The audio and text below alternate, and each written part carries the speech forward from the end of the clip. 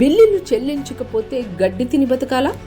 బిల్లులు చెల్లించకపోతే గడ్డి తిని బతకాలా? దేవరపల్లి, గర్సింగ్, తేనుగుబుడి, డొర్ర చెరువు, మారేపల్లి గ్రామాల్లో ఉపాధి కూలీలు నోట్ల గడ్డి పెట్టుకుని వినూతన రీతిలో నిరసన తెలిపారు. 4 వారాల నుండి 8 వారాల వరకు బిల్లులు చెల్లించకపోవడంపై ఆగ్రహం వ్యక్తం చేశారు. అనంతరం కూలీలను ఉద్దేశించి వారు మాట్లాడారు. పెండింగ్ బకాయిలు చెల్లింపులు, సమ్మర్ అలవెన్స్, పేసిప్లు ఇవ్వకపోవడంతో ఉపాధి కూలీలు తీవ్ర ఇబ్బందులు పడుతున్నారని తెలిపారు. వ్యవసాయ కార్మికులు పనులు లేక, ఉపాధి పనులు లేక ప్రతిరోజు వేలాది మంది ఒక ప్రాంతం నుండి మరో ప్రాంతానికి, వందలాది మంది సుదూర ప్రాంతాలకి నెలలు తరబడి వలసలు పోతున్నారని అన్నారు. ప్రమాదంలో ప్రతి నిత్యం పదుల సంఖ్యలో కూలీలు చనిపోతున్నారని, చదువులు కోల్పోయి వారి పిల్లల భవిష్యత్తు మొగ్గలను తెంచివేయబడుతుందని తెలిపారు. పేదల కోసం తెచ్చిన ఉపాధి హామీ చట్టం అమలు చేయడంలో చాలా లోపాలు ఉన్నాయని అన్నారు.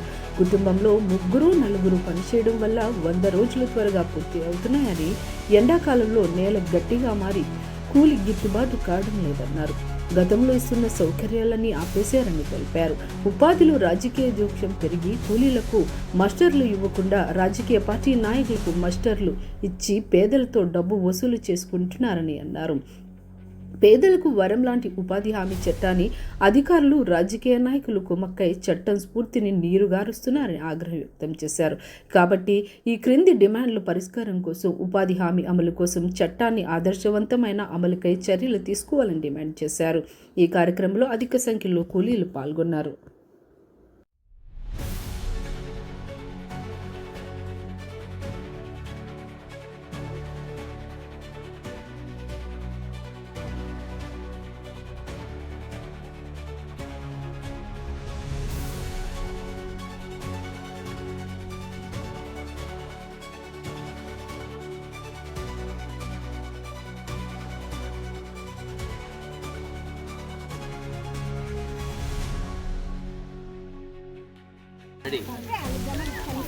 గ్రామీణ ఉపాధి హామీ చట్టంలోని అనకాపల్లి జిల్లాలోని పెండింగ్లో ఉన్నటువంటి ఉపాధి కూలీల బకాయిలు వెంటనే చెల్లించాలని చెప్పేసి కూలీలందరూ కూడా గడ్డి తిని బ్రతకాలా, బకాయిలు చెల్లించకపోతే మేము ఎలా బ్రతకాలని చెప్పేసి కూలీలు నిరసనటువంటి తెలియజేయడం జరుగుతూ ఉంది.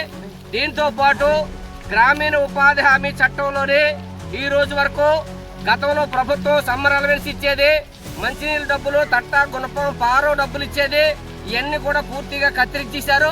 దీంతో పాటు సమ్మర్ అలవెన్స్ 30% ఇవ్వాల్సి ఉంది. సమ్మర్ అలవెన్స్ కూడా పూర్తిగా కట్ చేసేటువంటి జరిగింది.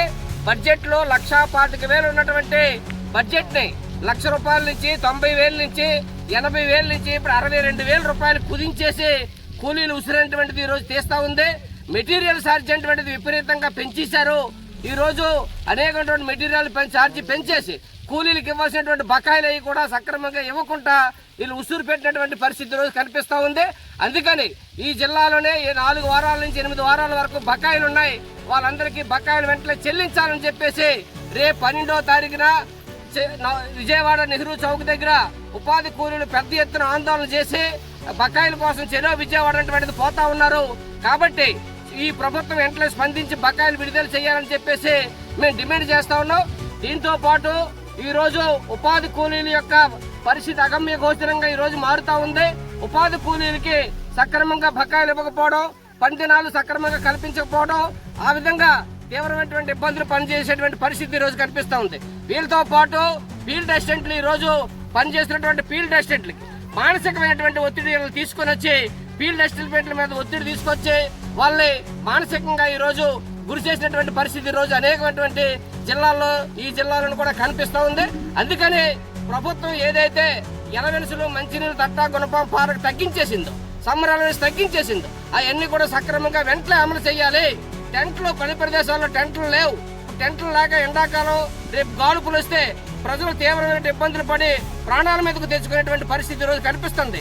అటువంటి పరిస్థితుల్లో కనీసం ఇక్కడ మెడికల్ కిట్లు అయినా ఈ ప్రభుత్వం అమలు చేయట్లేదు.